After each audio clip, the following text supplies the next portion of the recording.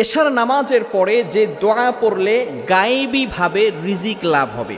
বর্তমানে আমাদের ভিতরে সবচেয়ে বড় সমস্যা হচ্ছে অনেকে রিজিকের টেনশন করে। মনে রাখবেন, রিজিক কিন্তু একমাত্র আল্লাহ তাআলার হাতে। আল্লাহ তাআলা পবিত্র কোরআনুল কারীমের ভিতরে নিজেই বলে দিয়েছেন।